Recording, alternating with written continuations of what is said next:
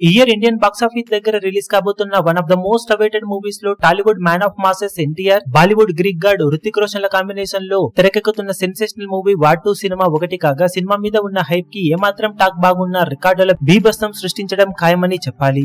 ఇక cinema official teaser ను recent గా రిలీజ్ చేయగా టీజర్ మీద ఉన్న అంచనాలను పూర్తిగా టీజర్ అందుకోలేకపోయింది. కథ పాయింట్ ఎలా ఉన్నప్పటికీ కూడా ఇద్దరు టాప్ స్టార్స్ కలిసి చేస్తున్న ఇండియాస్ బిగ్గెస్ట్ మల్టీ స్టారర్ అయిన వార్ 2 విషయంలో గ్రాఫిక్స్ మరింత షార్ప్ గా ఉండాల్సిన అవసరం ఉందని టీజర్ చూస్తే తెలుస్తుంది. విఎఫ్ఎక్స్ విషయంలో ఇది వరకు యష్ రాజ్ ఫిల్మ్స్ నుండి వచ్చిన స్పై యూనివర్స్ లో భాగమైన పఠాన్ సినిమాలో గ్రాఫిక్స్ పై టీజర్ రిలీజ్ టైం లో ఇలానే కంప్లైంట్స్ రాగా రిలీజ్ టైం కి మేకర్స్ శ్రద్ధతో అన్నిటినీ సెట్ చేయడంతో రిలీజ్ తర్వాత పెద్దగా గ్రాఫిక్స్ పై ట్రోల్స్ ఏమీ పడలేదు. ఇప్పుడు వార్ 2 సినిమా విషయంలో కూడా ఇదే కంప్లైంట్ మేజర్ గా రావడంతో అవన్నింటినీ నోట్ చేసుకుంటున్న టీం విఎఫ్ఎక్స్ తో పాటు టీజర్ కట్ ప్రాపర్ గా లేదన్న కంప్లైంట్ రావడంతో ట్రైలర్ విషయంలో అలాంటివి జరగకుండా చూసుకోవాలని టీం నిర్ణయం తీసుకున్నట్లు తెలుస్తుంది. ఇక చాలా వరకు Bollywood movies teaser, trailer, songs కి యాడ్స్ లాంటివి యూట్యూబ్ లో వేస్తూ ఉంటారు. కానీ వార్ 2 టీజర్ విషయంలో ఇలాంటివి ఏమీ చేయకపోవడం కూడా లో వ్యూస్ కి కారణం అవ్వడంతో కొంత ట్రోల్స్ కి కారణమైంది. ఇవన్నీ నోట్ చేసుకున్న టీం ఇక మీదట సినిమా నుండి వచ్చే అప్డేట్స్ విషయంలో మరింత శ్రద్ధ తీసుకుని అప్డేట్స్ ఇస్తామని మీడియాకు తెలియజేసినట్లు సమాచారం.